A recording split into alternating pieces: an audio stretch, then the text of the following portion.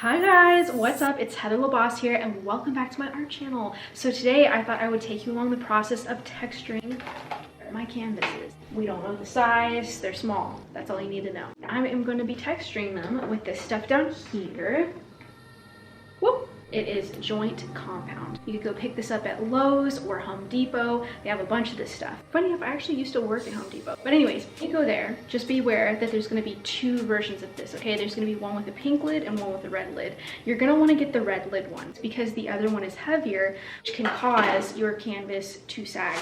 It might seem a little bit unusual or uncomfortable to be using supplies that you get at Home Depot. You might think, oh my gosh, it's the end of the world if this freaking product didn't come from Michael's or Hobby Lobby, which is the bomb, by the way. We really need to destigmatize the idea that if you use something that doesn't come from the freaking art store itself, the craft store itself, then you can't use it. This has been great, okay? It's been my little holy grail. I salute you. Got my little palette knife, just got a cheap one. Let's get into it. Now, before I begin, what at least is going on inside my mind, at least, is thinking about what type of structure I'm going for. Now, referring back to my piece that I like to think of as Silent Hill, I had a specific idea in mind before I even began painting. I had something to go off of. Using this as an example, let's think about how this could look 3D.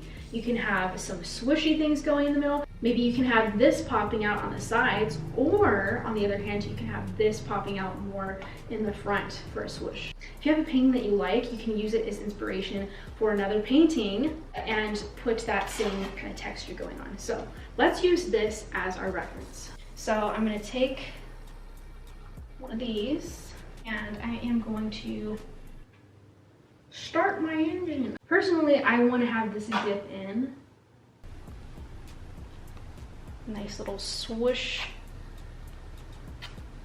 This is giving me Vatican vibes for whatever reason. Ready to meet my maker over here.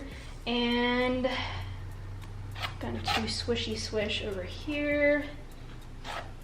A whole bunch of different things that you can use in order to make textures and fun things on these canvases. But for today, because we're just starting out, okay, we're just having some fun with it, and I'm sharing my process with you guys that's going on in my head, we are just going to be using our fun little palette knife. Now, you don't want to like over obsess, okay, and that's going to be easier said than done for a lot of you guys out there, including myself. See what I just did? No, it looked better when it was just simple. So I just want to point this out really quick. So something like this that has straighter lines, it's not going to go with the flow of everything else. So we want to be mindful of, you know, the kind of style, the direction, almost think of it like 3D clay, how something is going to look together. I mean, it doesn't look that bad, but do you see how this kind of has a more organic look? And this is just kind of what is going on. Ooh, I love that hole. That's great. I kind of want to leave that. Sometimes the organic stuff that comes out is going to be fine, and the more that you know, like I was saying, go over it and over it again, it's just not going to look right. So it's your choice or not. If you want to cover the entire thing, you could definitely do that. Like my other painting definitely was completely covered.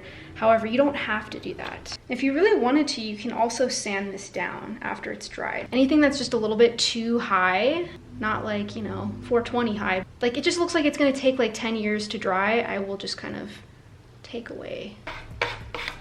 Whatever you do, make sure you seal this really tightly or else it's going to dry out. Okay guys, so finished it off.